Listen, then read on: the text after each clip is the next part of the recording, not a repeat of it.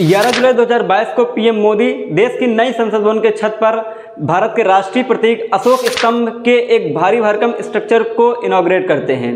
और जिस स्ट्रक्चर का इनॉग्रेशन पीएम मोदी करते हैं उस स्ट्रक्चर का टोटल वेट 9,500 किलोग्राम है और यह ब्रॉन्ज का बना हुआ है जिसकी हाइट 6.5 मीटर है। और इस स्ट्रक्चर को सपोर्ट करने के लिए एक सपोर्टिंग स्ट्रक्चर भी बनाया गया है जिसका टोटल वेट 6,500 किलोग्राम है जो कि स्टील का बना हुआ है।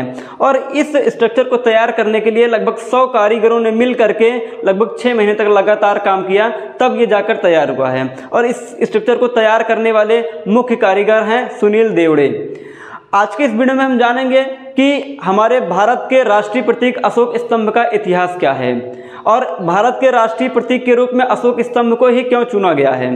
तो इस पूरी कहानी को समझने के लिए हमको आज से लगभग 2000 साल पीछे चलना पड़ेगा।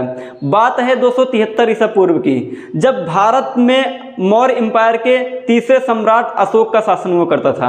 अशोक अपने दौर के सबसे क्रूर शासकों में से एक माने जाते थे, लेकिन 261 ईसा पूर्व में हुए कलिंग के युद्ध ने अशोक की जिंदगी को पूरी तरीके से बदल करके रख दिया।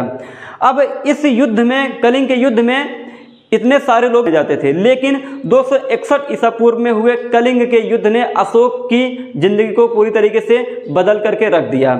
अब इस युद्ध में, कलिंग के युद्ध में इतने सारे लोग मारे गए और इस नरसंहार को देखते हुए अशोक का हृदय पूरी तरीके से बदल गया और उन्होंने अपने राजपाट को छोड़ दिया और बौद्ध धर्म को अपना लिया।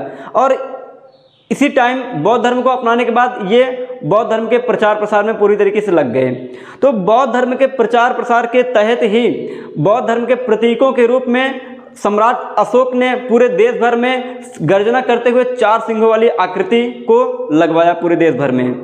अब यहाँ पर सवाल ये उठता है, क्योंकि बौद्ध धर्म के जो प्रणेता है भगवान बुद्ध, इनको सिंह का पर्याय माना जाता है और इनके 100 नामों में से शाक्य सिंह और नरसिंह नाम भी हैं। इसके अलावा भगवान बुद्ध के द्वारा वाराणसी के सारनाथ में दिए गए धर्म उपदेश को सिंह गर्जना के नाम से जाना जाता है। और यही सब कारण है कि बौद्ध धर्म के प्रतीकों के रूप में सिंह वाली आकृति अशोक स्तंभ को चुना गया। और इसी तरीके का एक अशोक स्तंभ सम्राट अशोक ने वाराणसी के सारनाथ में बनवाया है जिसको अशोक स्तंभ के नाम से जाना गया।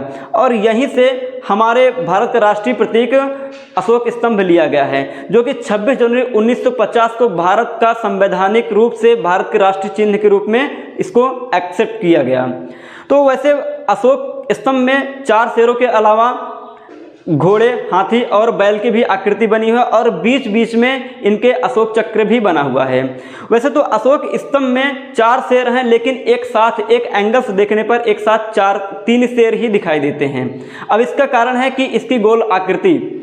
अगर हम बात करें कि हमारे राष्ट्रीय प्रतीक अशोक चिन्ह को कौन कौन यूज कर सकता है, किसको किसको इसके यूज की परमिशन है, तो इस पर भारत के ये लोग, इनको परमिशन है जो भारत के संवैधानिक पदों पर बैठे हुए हैं, जैसे कि राष्ट्रपति, उपराष्ट्रपति, प्रधानमंत्री, केंद्रीय मंत्री, न्यायपालिका के जजेस और उच्च संस्थानों, सरकारी संस्थानों के अधिकारियों को इस अशोक स्तंभ को अपने पास रखने की अनुमति है।